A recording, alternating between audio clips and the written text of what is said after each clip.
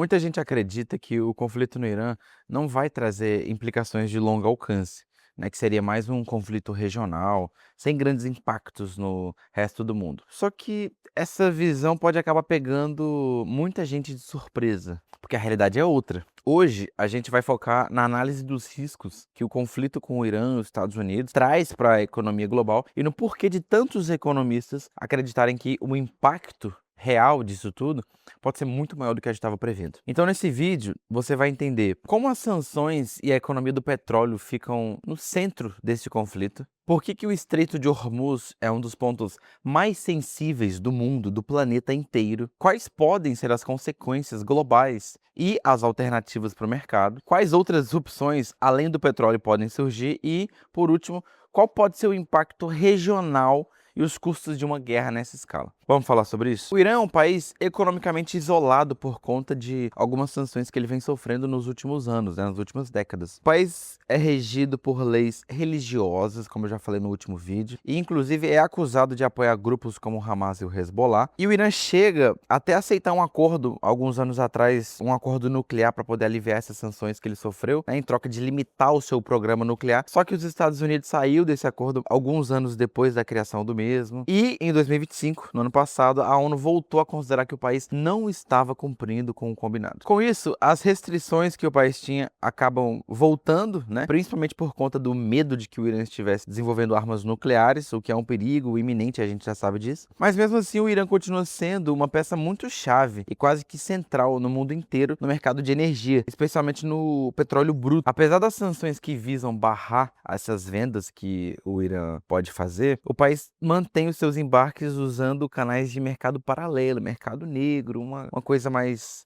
underground, né? E esse mercado vem sendo aprimorado ao longo do tempo. Tanto é que grande parte desse petróleo acaba indo para a China, que hoje é o principal comprador. E por causa disso, qualquer conflito que vai envolver o Irã acaba pressionando o preço do petróleo, né? Não sempre, mas na história, na maioria das vezes foi assim, tá? Só que qualquer conflito com o Irã acaba por pressionar o preço do petróleo, né? Já que a gente tem um medo de uma redução na oferta porque eles controlam muito, né? E foi exatamente isso que a gente viu agora. Depois que a gente viu esses ataques dos Estados Unidos e de Israel, o petróleo volta a subir numa crescente gigante. Só que o que realmente está pressionando os preços não é o petróleo em si, mas sim o Estreito de Hormuz. Ele é uma rota marítima que liga o Golfo Pérsico ao Golfo de Omã. E é por ali que alguns dos maiores produtores de petróleo do mundo inteiro, como por exemplo a Arábia Saudita, Emirados Árabes Unidos, o próprio Irã, enfim, eles enviam petróleo para os mercados internacionais. Ou seja, dá para imaginar o tamanho da importância desse lugar para o mercado global de energia. E como o Irã faz fronteira com o Estreito, sempre existiu esse medo de que o país pudesse bloquear essa passagem e causar exatamente o que está acontecendo agora. Na semana passada, a gente teve esse risco virando uma realidade, né? O Irã anunciou, inclusive, na semana passada, o fechamento do Estreito e ainda incendiou embarcações que estavam tentando atravessar. Então fica fácil entender por que muita gente prevê um impacto econômico muito grande, né? Não só os economistas, mas até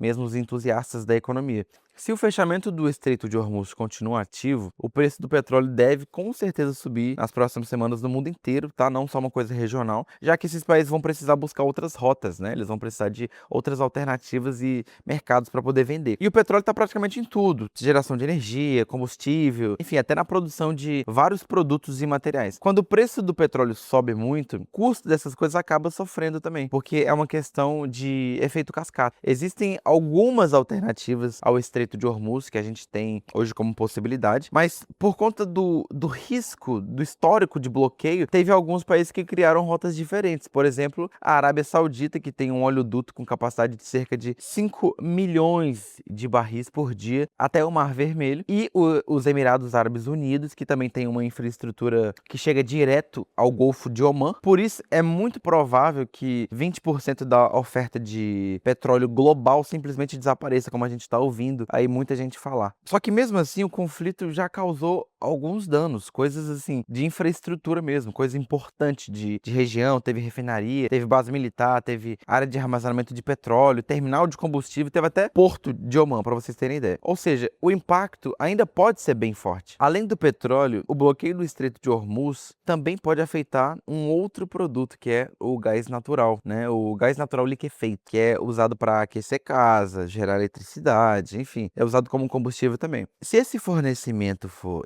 interrompido, aí, meus queridos, o impacto não pode ser grande, ele certamente será grande. Para vocês terem uma ideia, na Europa, por exemplo, o preço do futuro do gás natural já foram mais de 50%. O preço do futuro, para quem não está familiarizado, é uma maneira que os mercados têm de precificar o que vai acontecer, né? Então a gente chama de futuros. Um outro ponto é que cerca de um terço, quase 30% da ureia mundial, que é um fertilizante essencial, passa por essa rota. Então, isso também pode pressionar os preços de alimento, fertilizante, energia, enfim, petróleo bruto, são muitas coisas. O frete, a logística, tudo é afetado, né? Além disso, a gente teve voo suspenso por causa do fechamento do espaço aéreo do Oriente Médio. A gente teve seguradoras marítimas já tentando retirar aquela cobertura de risco de guerra para navios ligados ao Irã, para vocês verem como de fato é um efeito cascata. Até mesmo seguradoras entram na jogada porque acaba sendo um risco que antes não era calculado. Se o vídeo te agregou até aqui, curta e comenta porque o seu feedback é muito importante, tá bom?